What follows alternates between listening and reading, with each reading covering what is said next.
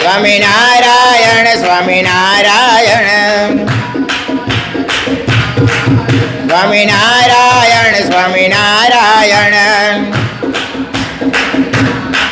સ્વામિનારાયણ સ્વામિનારાયણ સ્વામિનારાયણ સ્વામિનારાયણ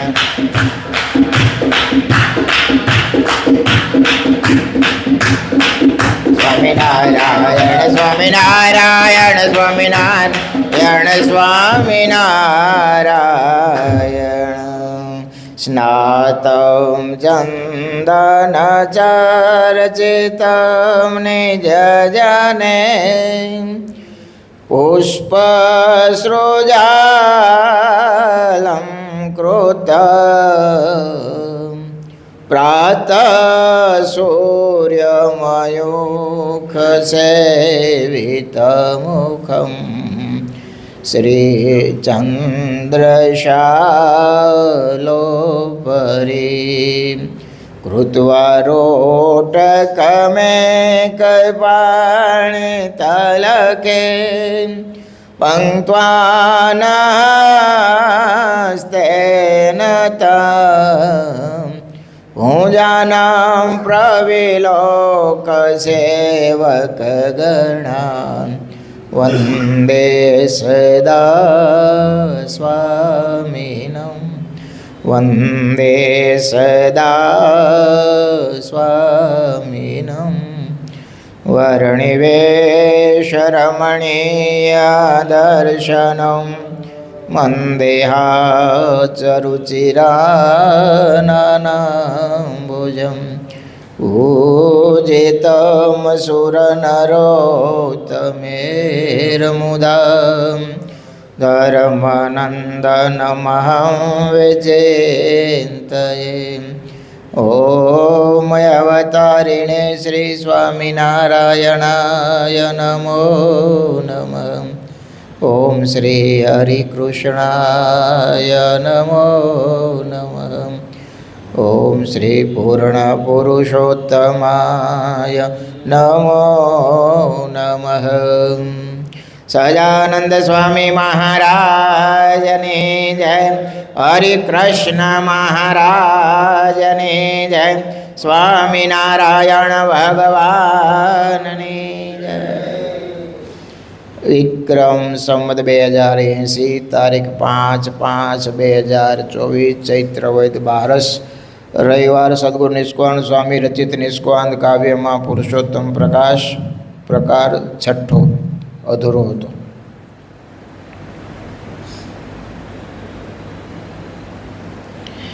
ગિરે ગુફામાં જે ગે બતારે કંઈક સમુદ્ર તટ સેવતારે તેનું કર્યું છે પરમ કલ્યાણ રે પોતે મળી પ્રગટ પ્રમાણ રે. ગેબ એટલે સીધો. મહારાજે વનની વાટ એટલા માટે જ લીધી છે કે વર્ષોથી નહીં યુગોથી જે સીધો તપશ્ચર્યા સાધના કરતા હતા આ બધા હઠ યોગીઓ હતા. કેવા હઠ યોગીઓ હતા. મહારાજ સામે ચાલી એના તપના ફળ રૂપે પોતાના સ્વરૂપની ઓળખાણ કરાવી અને બધાયનો મોક્ષ કર્યો છે. બોલ, આપણે ઘણીવાર કથામાં સાંભળીએ છીએ ને કહીએ છીએ ને બોલીએ છીએ કે આપણી જેવો ભાગ્યશાળી કોઈ નહીં. બહુ હકીકત છે. હું વનવિચરણની કથા વાંચતો તો એમાં મહારાજ આમ ચાલ્યા જતા હતા અને એક મોટો કાળો પહાડ આવ્યો. સાંજ પડી ગયેલી. આગળ રસ્તો કાંઈ હતો નહીં. આજુબાજુ કોઈ ગામ નહીં, કોઈ વસ્તી નહીં, કોઈ માણસ નહીં. ઘાટું જંગલ અને કાળો પહાડ, મોટો પહાડ. જાવું ક્યાં? તો મહારાજ ઊભા રહી ગયા. મનુષ્ય લીલા છે ભગવાનની. તો મૂર્તિમાન હિમાલય આવીને દર્શન દીધા. કે પ્રભુ, તો કે ભૂલા પડ્યા છીએ અમે. તમે કોણ? તો કે હિમાલય. અજાણા થઈને પૂછો છો? આપ તો અંતર્યામી છો. તો કે મારે સામે જવું છે, રસ્તો દેખાતો ને, સામે ગુફા છે ને, જળ આવે છે ને, એમાં ચાલ્યા જાઓ. પણ એ જળનો વેગ એટલો બધો છે ને એમાં મગરા અને બહુ કાચબા ને મોટા મોટા હિંસક સર્પો ને પશુ પણ રહેશે. તમને ડર નહીં લાગે ને? મનુષ્ય લીલા એ પણ કરતા હોય છે ને, ખબર છે કે આ ભગવાન છે અને જવું હોય તો કેટલી વાર લાગે. હિમાલય ત્યાં દર્શન દીધા અને ભગવાન આખી રાત એમાં આવેલા હો, સામે પ્રવાહે એ ગુફામાં, અને ત્યાં બહાર નીકળ્યા. હવે જે મારે વાત કરવી છે ને, આપણે વાત સાંભળીએ છીએ ને કે આપણે કેવા ભાગ્યશાળી છીએ. 400 જેટલા કે 200 400 જેટલા હઠ યોગીઓ ભેગા થયા. મારા ત્યાં ગયા, સરસ બગીચો હતો, થોડાક કેળા ભગવાને શાલિગ્રામ ભગવાને ધરાવ્યા ને પછી થોડાક ચાલ્યા ને એટલે હઠ યોગી સાથે થયા. એમ હઠ યોગીનો જે મહંત હતો ને એ ઓળખી ગયો. કાંઈ સામાન્ય મનુષ્ય આ વિસ્તારમાં આવી શકે નહીં. આ કોઈક અલૌકિક લાગે છે. થોડીક વાર એની સાથે ચાલ્યા કે આ પામી ગયા કે આ સાક્ષાત ભગવાન છે. એટલે એની પાછળ ચાલે ને કે અમારો મોક્ષ કરો, અમારો મોક્ષ. મહારાજે એનો ભાવ જોઈ અને બધાને ભેગા કર્યા અને મહારાજે બધાને પાણી છાંટ્યું અને કીધું કે જાઓ તમે સત્સંગમાં જન્મ ધરજો. વિચાર તો કરો, યુગોથી સાધનાઓ કરતા હતા, હઠ યોગીઓ હતા, અને એને ફળ શું મળ્યું? એ આપણને મળ્યો છે. એટલા માટે ભાગ્યશાળી છે. એમને નથી આપણે સંતો કે બોલતા કે આપણે ભાગ્યશાળી છીએ, ભાગ્યશાળી છીએ. તમે કલ્પના કરો તો કેવી કઠોર સાધના. ભગવાનને ધાર્યું હોત તો ત્યાંથી અક્ષરધામનો મોકલી દેત, પણ નહીં પાત્રતા હોય આપણો માની લઈએ એમ, તો જ બીજી વાર એને સત્સંગમાં જન્મ દેવો પડ્યો છે ને. હવે ખાલી પારેવાને શણ નાખીને ભગવાન કે જાઓ તમે સત્સંગમાં જન્મ ધરજો. તો આ કચ્છનો સત્સંગ આ જુઓ તમે, મહારાજના સંકલ્પથી જે હોય. પક્ષીઓનીમાંથી ક્યાંથી ક્યાં મૂકી દીધા જુઓ તો ખરા. આવો દયાળુ ભગવાન મળે ક્યાં? નાની વાત છે. ટીંબીમાં વીરા ભગત હતા. વીરા ચાખડે નહીં, બીજા વીરા ભગત હતા. તે મહારાજ એટલા દયાળુ નહીં, ભગતને એટલો ભગવાન પ્રત્યે પ્રેમ. આજુબાજુમાં કોઈને ભગવાન તેડવા જાય ને એટલે પહેલાં વિમાન ક્યાં ઉતારે? વીરા ભગતના ઘરે. ને જગાડે હું તો હોય તો રાતે 11-12 વાગે ગયેલા જાય તો હું મારા અત્યારે તો કે ભગતને લેવા જાઉં, હાલ. તે વિમાનમાં બેહાડે, લઈ જાય ને પાછા મૂકી જાય. તે વીરા ભગત મંદિરમાં આવીને વાતો કરે. એ કે આજ તો મહારાજ આવ્યા હતા ને બાજુના ગામમાં એક માજીને લઈ ગયા. તમે 2-3 વખત આમ કીધું ને એટલે પેલા ભક્તોને એમ થયું કે હે વીરા, તે એટલી બધી હું સાધના કરી છે, તું હું એવું તપ કરીશું કે તને મહારાજના વિમાનમાં લઈ જાય અને પાછા મૂકી જાય? તો કે મને થોડી ખબર હોય, પણ તો તું મહારાજને આ વખતે પૂછી લેજે ને. ભલે પૂછી લો. કેવા પ્રેમી ભગત છે. તો પરિવાર થોડાક 6 મહિના ગયા છે ને મહારાજ આવ્યા ને ભગતને ઉપાડ્યા તો ગયા, પાછા મૂકી ગયા ને ત્યારે ભગત વિમાનમાંથી હેઠા ઉતરે નહીં. એટલે કેમ ભગત, આ તારું ઘર આવી ગયું, હવે અમારે મોટું થાય છે. મહારાજ મારે એક પ્રશ્ન પૂછવો છે. તારે મારી પ્રશ્ન શું?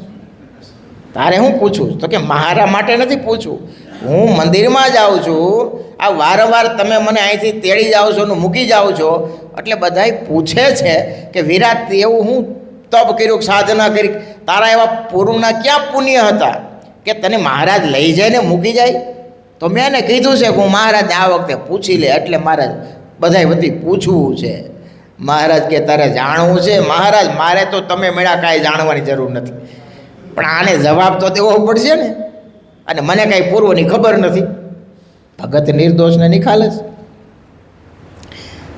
મહારાજ કે અમે વન વિચરણમાં ચાલ્યા જતા હતા, ઉનાળાનો સમય હતો, રસ્તાને અમને ઠેસ લાગી ને કાંઠે જતા હતા, એમાં એ થડનું થૂંબડું હતું ને એ સુકાઈ ગયેલું ને એ ઠેસને લીધે ઉખડી ગયું. એ થૂંબડાનો જે જીવ હતો ને એ તું છો. લે ક્યાંથી ક્યાં છેડા ભેગા કર્યા જોવો તો ખરા.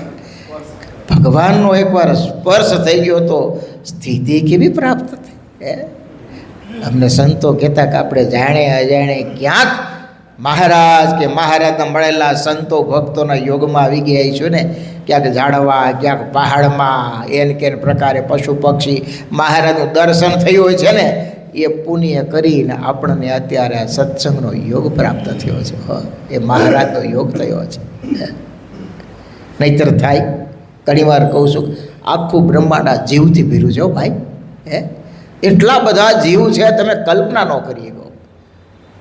એક જીરીક જીગા ખાલી નથી, બોલો. પણ એ ચાવી ભગવાને પોતા પાસે રાખી છે.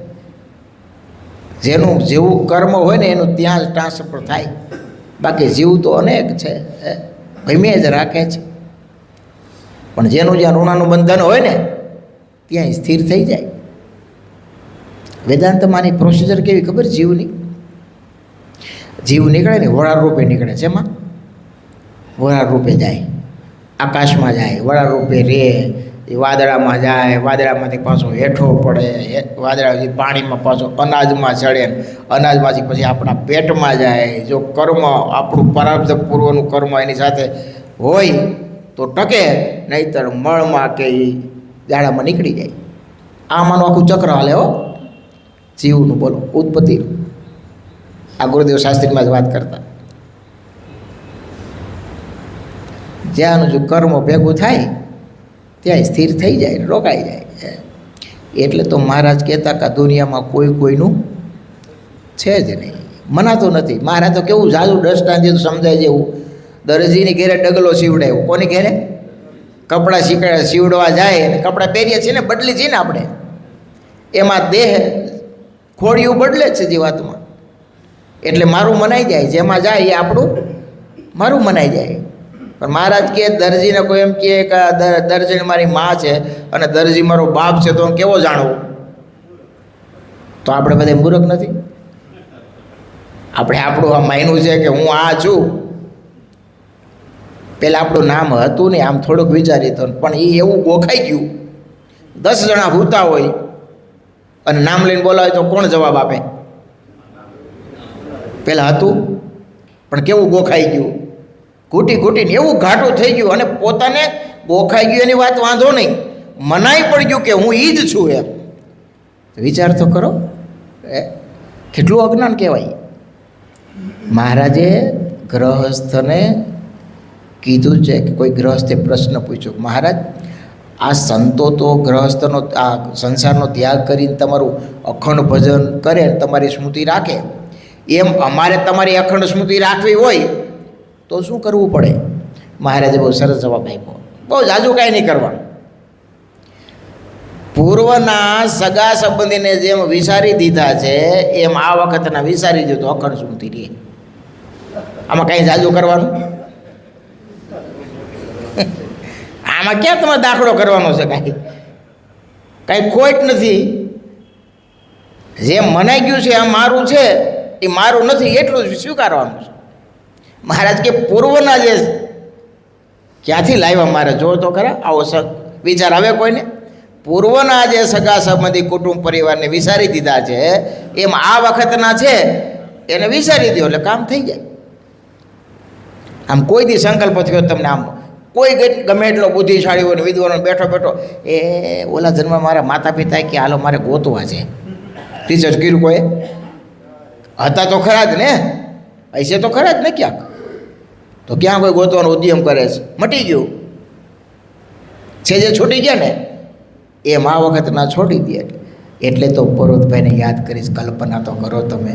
દીકરા હોય છતાં એમ કહે કે જો મને મેં દીકરા ઝીણા હોય તો ભગવાન સ્વામિનારાયણ મારું કલ્યાણ ન કરે. કેમ જીવતા છે વિચાર તો કરો. મા બાપ ભગતને એમ થાય કાન છે છતાં નથી સાંભળવું, કાનની વૃત્તિ ખેંચી લે બેરા થઈ જાય.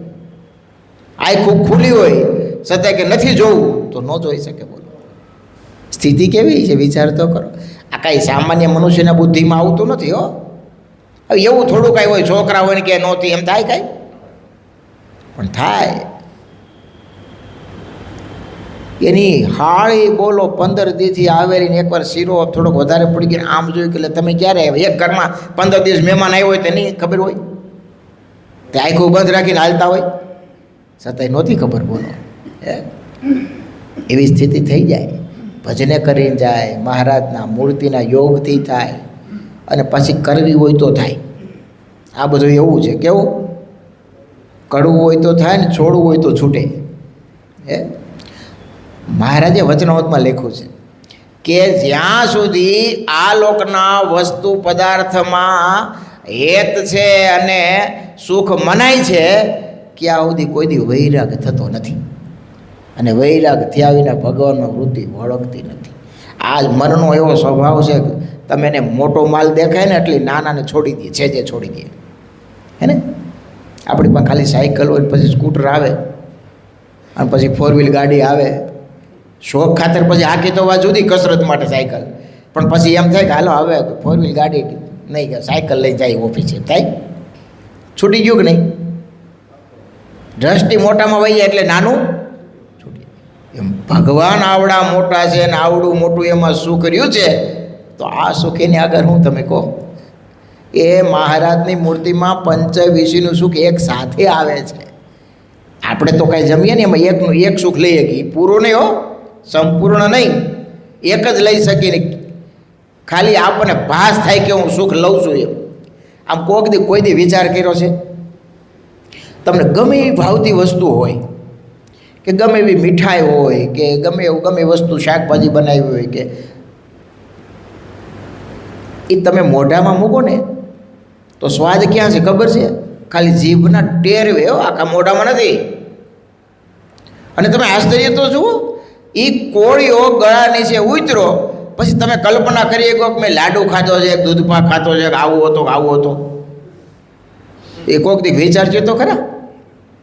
ગળા નીચે ઉતર્યા પછી તમને એમ થાય કે આનો સ્વાદ આવો છે, આવો. એ સ્વાદ ક્યાં છે? ખાલી જીભના ટેરવે છે. હકીકત છે. અરે સારામાં સારો દૂધપાક, સારામાં સારી વસ્તુ તમે ભાવતી વસ્તુ ખાધી હોય, એ જ મિનિટમાં ન કરે નારાયણ તમને ઊભું આવીને ઉલટી થાય, એટલે એટલું બધું હજી તો ક્યાં વાંધો છે ખાવું પાછું? આ શરીર આવું ગંધારું છે, બોલો. સામે કહેતા કે ચામડીમાંથી ઉતારી રાખે ને તો 3 જણા કાગડા ઉડાડા રાખવા પડે.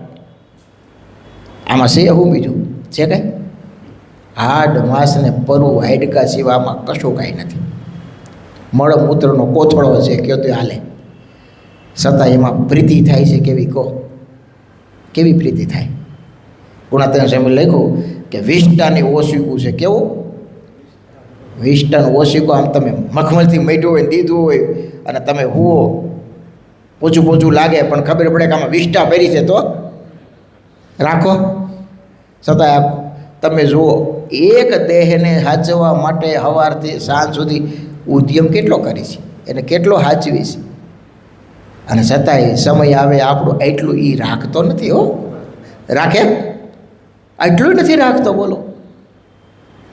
મોટા જે સંતો થઈ ગયા, એકાધિક ભક્તો થઈ ગયા, એ દેહ છતાંય જુદા પડી ગયા. તો એવો અભ્યાસ એને કર્યો હતો કે આ દેહ મારો નથી, હું આ મારું નામ આ નથી, હું આત્મા છું, ભગવાનનો ભક્ત છું.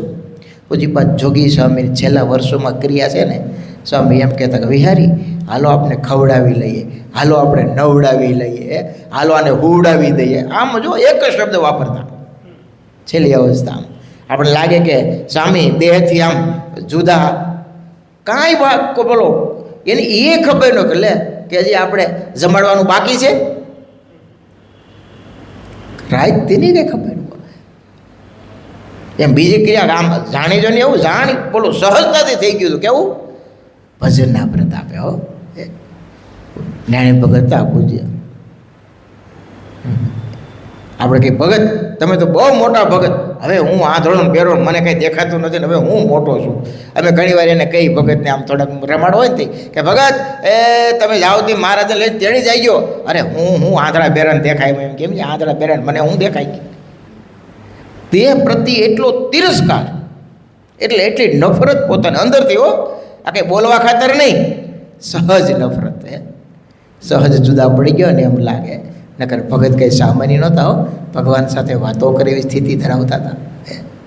પણ છતાંય તમે જુઓ, અરીસામાં એણે આમ એકવાર નાવા સ્નાન કરવા બાથરૂમમાં ગયા હતા ને, આમ બોલે જીવરાજભાઈ ઘરે ગયા હતા તો ઓલો કાચમાં એનું પ્રતિબિંબ દેખાય ને, તો લે તમે ભૂધર ભગત તમે ક્યારે આવ્યા? વેજલપુરના ભૂધર બાપા મોટા દેવસ્વામી છે ને, એના ભાઈ, એની જે ગઈઢા જે આવા જ કપડા, પોતાનું પ્રતિબિંબ અરીસામાં પોતે નો ઓળખી ગયેલી. પૂજ્યપદ જોગી સ્વામીને જીવનગાથા માધવ સ્વામી બતાવી. તેમાં સ્વામીનો ફોટો ઉપર હોય. સ્વામી કહે, સ્વામી આ કોણ છે, ઓળખો છો? એ છે કોક ગઈઢા સાધુ. સ્વામી કહે, એ છે કોક ગઈઢા સાધુ. કે કોક છે? પછી માનસ સ્વામીનો ફોટો બતાવ્યો તો કે આ ગુરુનો ફોટો છે. અરીસામાં કોઈ દી મોઢું બોલો મીટ માંડીને જોયું નહીં હોય ને, ક્યારે પોતાનો ફોટો ઓળખી ન કે વિચાર તો કરો. આ બધી ખાલી વાતો આપણે સાંભળીએ આમ અને બુદ્ધિ સ્વીકારે નહીં. હો શું થાય કે આવું થોડું હોય, પણ સ્થિતિ આવે ને તો થાય. સ્થિતિ આવે તો થાય. હો એ માવા ભગતને ક્યાં આપણે વાત નથી સાંભળતા. મહારાજ શ્રી ઠપકો દે ગુણત્યા સ્વયં બોલાવ્યા કે ગાદીવાળાનો ઠપકો આવ્યો છે ભગત, તમે ગાડું ઊભું ન રાખ્યું. અને આપણે જાણીએ છીએ ભગત કે મને એમ કે સાંજે કીધું સ્વામીએ કે ગાદીવાળાનો શિગરામ લઈને વંથલી જવાનું છે. હું તો રાજી રાજી થઈ ગયો કે એ ગાદીવાળા છે ને હારે સાંખ્યો કે બેનો એ મહારાજના કીર્તનો બોલતા હોય છે ને સત્સંગ થતો હોય છે ને સેવાનો ને મને કથા વાર્તાનો કીર્તનનો લાભ મળશે. તો ગાડું ઠેઠ ગામની બહાર જુનાગઢ બહાર નીકળ્યું તો એ દેકારો પડકારો બીજું કાંઈ સંભળાણું જ નહીં. પછી મને એમ થયું આ ગામ ગપોટા સાંભળીને શું કરવું. તે માપ મહારાજજી બાપજી માફ કરજો કે મેં તો કાની વૃત્તિ હંકેલી ખેંચી લીધી. પછી વહેલું આવે વંથેલી લ્યો. કદાચ કીધું છે તો મને ખબર નથી. આવી સ્થિતિ ધરાવતા હતા ભજનના પ્રતાપે. કોના ભજનના? પેલા સ્વામિનારાયણ નહોતા હોય, થાણા ગલોરના હતા. રામાનંદી પ્યોર, પણ એનું અંગ એવું ખેતીનું કામ કરે. સમય આવે એટલે ગામને પાદરે પીપળો એકાંતમાં એ પીપળાને પ્રદક્ષિણા કરે રાખે. રામ રામ રામ રામ રામ કરે રાખે. પછી મુક્તાનંદ સ્વામીને એકવાર ગયા, સ્વામીની દ્રષ્ટિ પડી છે મુમુક્ષુ. હો ભગતને કીધું કે ભગત આ કોણ છે? તો કે અમારા ગામનો પટેલ છે. સ્વામી કોઈની સાથે બેસવાનું નહીં, કામથી કામ, સીધું સાદું સરળ જીવન અને આખો દી રામ રામ રામના જપ ઘીરે રાખે. સ્વામી કે આપણે હારે ગાલોડીઓ નદી છે ત્યાં સ્વામી સ્નાન કરવા બપોરે જતાય છે કે આપણે સાથે આવે તો ભગવાને કંઈક વાતો કરી છે એ પૂર્વનો મુમુક્ષુ. સ્વામી વાત કરું તે ભગત ગયા બોલાવા. જશા ભગત હતા હારે. જશા ભગત ગયા બોલાવા. ભગત એ અમારા મોટા સ્વામી એવા છે, દર્શન કરવા જેવા મહાપુરુષ છે, એ તમને યાદ કરે. મને સાધુ યાદ કરે, હાલો. અને હાલ્યા હારે. હવે 8-10 સાધુ એ બધા સ્વામિનારાયણ સ્વામિનારાયણ કરે અને ભગત એટલે રામ રામ કરે. એટલે ઓલા ઝાઝા શબ્દો સંભળાય ને એટલે સ્વામી રામ ભગતને થતું જ. એટલે એમ નદી આવ્યા. ભગતને કંઈ સત્સંગ તો હતો નહીં. નદી આવીને કાંઠે બેઠા. તો એ જૂના સાધુની રીત સંતોની એવી સઘળી ક્રિયાય કુસંગી દેખી સત્સંગી થાય, એવી રીત હતી. એ પહેલાં મહારાજના વસ્ત્રો ઉતાર્યા અને પછી બધાએ કીર્તન બોલતા બોલતા મહારાજને અભિષેક કર્યો. પછી એકાબીજા સંતોએ બધા કીર્તન બોલતા બધા સ્નાન કર્યું. સ્નાન પૂર્ણ થાય એટલે બધાય સંતો નદીને કાંઠે બેસી જાય અને ધ્યાન કરે. મુક્તાનંદ સ્વામી જ્યારે સ્નાન કરીને આવ્યા ને સભા કરીને એમાં જે ભગવાનની વાતો કરી, આમ આવા ભગત તો આમ સ્થિર થઈ ગયા. અને બાપ મુક્તાનંદ સ્વામી જેવા સાધુને એનું દર્શન, ટાઢા શેરડા પડ્યા માવા ભગતને. એને એમ થયું કે સાધુ તો ઘણાય મેં જોયા છે ને યોગ થયો છે, પણ આની ક્રિયા કંઈક જુદું છે. પછી તો નજીક આવ્યો ને વાતો સાંભળી. એવી મહારાજના લીલા ચરિત્રોની મુક્તાનંદ સ્વામી વાતો કીધી. માવા ભગતને એમ થયું આના સાધુ આવા છે તો એની જે ઉપાસના કરે છે કહેવાય છે, આપણે એને એકવાર દર્શન કરવા. આવો માવા ભગતને સંકલ્પ થયો. તો બધા ઊભા થયા, ગામ તરફ આવતા હતા. તેમાં મુક્તાનંદ સ્વામીને માવા ભગત કે સ્વામી તમે જે વાતો કરી ભગવાનની તમારા ગુરુની, એના દર્શન મને થાય? સ્વામી કે અમે એના દર્શન માટે તો જઈએ છીએ જુનાગઢ, આવો અમારી સાથે. ભગતને ક્યાં વાર હતી બાપ. સ્વામી અરે હાલતા થયા અને રસ્તામાં પછી જે મહારાજના ઐશ્વર્યોની મુક્તાનંદ સ્વામી એને જે વાતો કરી અને માવા ભગતના ટાઢા શેરડા પડતા જાય. હો પછી તો એને રામ રામ કરવું મૂકી દીધું. હો સ્વામિનારાયણ સ્વામિનારાયણ ભજન ચાલુ કર્યું અને આવ્યા જુનાગઢ. ખબર પડી મહારાજ તો મેઘપુર ગયા છે. તે મુક્તાનંદ સ્વામી મેઘપુરને માર્ગે. હવે અહીંયા ઘટના એવી ઘટી કે મહારાજ ભાડેરથી સવારે મેઘપુર જતા હતા ને, તે સૂર્ય હજી ઉગતા હતા, લાલ હતા. તો મહારાજ કહે દરબારો સાંભળો, અમારી સાથે આવો છો બધા. હજુ આ સૂર્ય આજ વધારે લાલ છે, હારે કોઈ હથિયાર લેવું નહીં આજ. પણ એમાં મૂરજી લુવાણા હારે તલવાર એને કે હથિયાર વગર તો કેમ હાલે. મહારાજે ના પાડી છતાંય મૂરજી લુવાણે તલવાર લીધી અને મેઘપુર આવ્યા હતા. મેઘપુરના જી તો ગામના પાદરમાં એ મેઘપુરમાં મહારાજને એટલા બધા દ્વેષી લોકો રહેતા હતા તે મહારાજને હોળીઓ ઉપાડ્યો અને જેમ આવે એમ બોલવા મળ્યા. મહારાજ તો કાંઈ બોલ્યા નહીં, પણ મૂરજી લુવાણા થોડાક ધીમા પગ રાખીને પાછા ધીમા પડીને વાહે ઊભા રહી ગયા અને મહારાજ તો ગામમાં જતા રહ્યા. તે ન્યાના એક કોઈક મહાત્મા હોય છે મહારાજના દ્વેષી, થોડાક એના ભક્તો હોય છે, મહારાજને જેમ આવે એમ બોલવા માંડ્યા. મૂરજી લુવાણ કે તું બોલવાનું બંધ કરી, અત્યાર સુધી તો મારો ભગવાન હતા એટલે મેં તને કંઈ કીધું નહીં, એની આજ્ઞા હતી, પણ હવે નથી. પણ હવે તું એક શબ્દ જો બોલ્યો તો તારું માથું ઉડી જાય. તલવાર કાઢી. પણ એટલે મહાત્માજી જૂથ એનું જાદુ તો થોડુંક એટલે પાછા બોલવા માંડ્યા. તો મારવા ગયા ડોક ઉપર કે આ મહાત્માજી જરાક આમ હાથ આમ આડો રાખ્યો તો હાથનું કાંડું કાપી નાખ્યું મૂરજી, અને આખી વાળ થઈ વાહે. મૂરજી લુવાણે એમ થયું કે આ બધા હવે મને મારશે. દોડ્યા, ભાગ્યા, પકડા એમ તો હતા નહીં, પણ એને કોકે કીધું કે તને ભગવાન સ્વામિનારાયણના સોગંદ છે, ઊભો રહી જા, તને કાંઈ ન કરીએ. એટલે ઊભા રહી ગયા. એમાં કોઈ બરસી મારી દીધી છાતીમાં, ઘા કર્યો અને રસ્તાના કાંઠે ત્યાં પડ્યા. યોગી હતા, સમાધિનિષ્ઠ હતા. આપણે જાણીએ ભક્ત ચિંતામણીમાં આકાશ માર્ગે જતા શંકર સાથે સમાગમ થતો.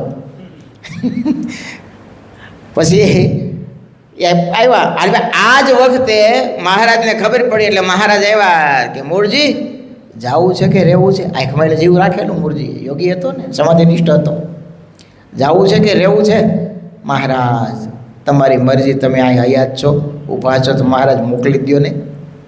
તો મહારાજ એને ત્યાં ધામમાં મોકલી. હવે આ બધી પરિસ્થિતિમાં બરાબર ઊભા છે મહારાજ, અહીં મૂરજી લુવાણાને ધામમાં મોકલો અને કાઠી દરબારે ઉભેલા મુક્તાનંદ સ્વામી માવા ભગતને લઈને આવે આ દર્શન કરવાનું અને કહેવાનું કે આ મારા ભગવાન છે.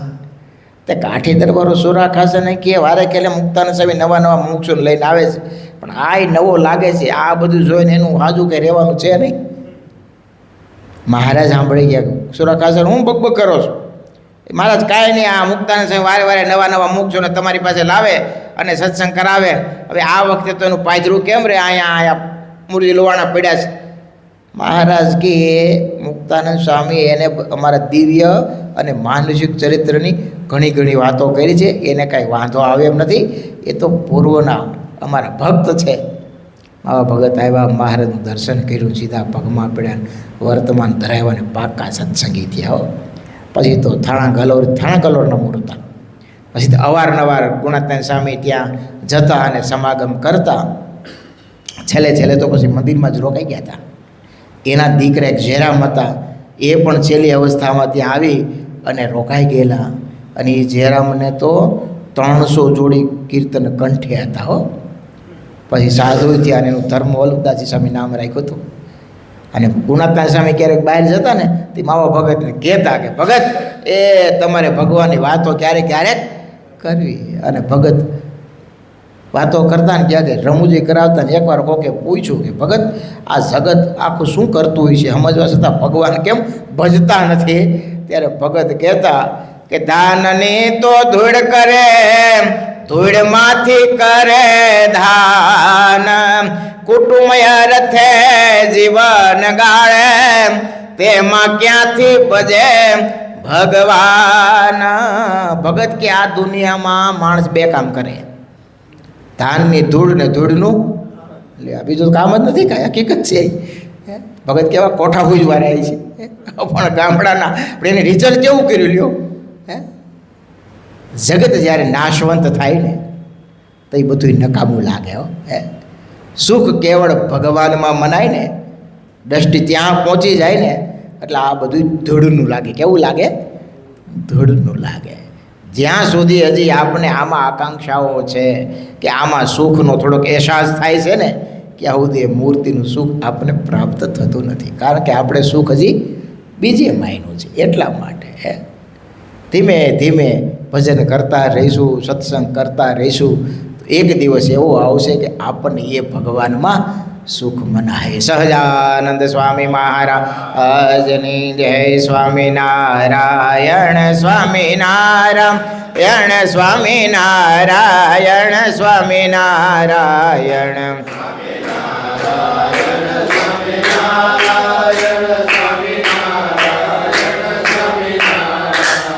સ્વામિનારાયણ સ્વામિનારાયણ સ્વામિનારાયણ સ્વામિનારાયણ